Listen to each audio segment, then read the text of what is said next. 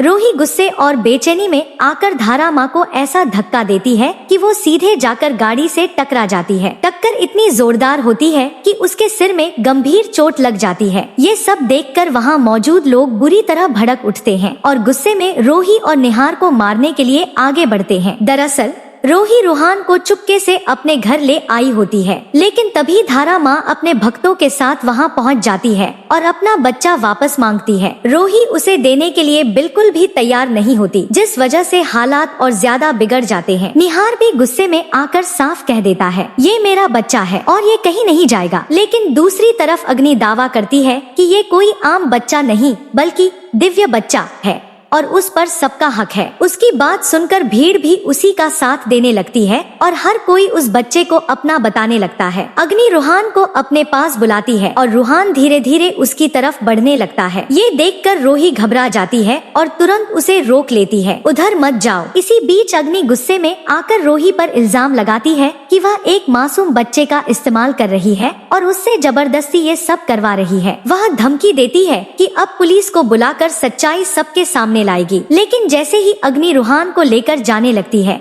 रोही उसे रोकने की कोशिश करती है और इसी धक्का मुक्की में अग्नि घायल हो जाती है। ये देखकर भीड़ और ज्यादा उग्र हो जाती है। तभी अचानक धारा माँ सबको रोक देती है और एकदम से अच्छा बनने का नाटक करती है। वह कहती है, इन्हें मत मारो, इनकी सजा ये होगी कि जब तक मैं ठीक नहीं होती ये दोनों मेरी सेवा करेंगे। निहार इस बात को मानने से इनकार कर देता है, लेकिन तभी वहाँ पुलिस पहुँच जाती है। चौंकाने वाली बात ये होती है कि पुलिस वाला भी अग्नि का भक्त निकलता है। वह उल्टा रोही और निहार को ही धमकाने लगता है कि अगर उन्होंने धारा माँ की सेवा नहीं की तो उन्हें जेल में डाल दिया जाएगा। मजबूरी में रोही और निहार को झुकना पड़ता है और वे मान जाते हैं कि जब तक धारा माँ ठीक नहीं होती वे उसकी सेवा करेंगे। अब सबसे बड़ा सवाल ये है, क्या रूहान की असली सच्चाई सबके सामने आएगी? क्या रोही और निहार DNA टेस्ट के जरिए सबको सच दिखा पाएंगे?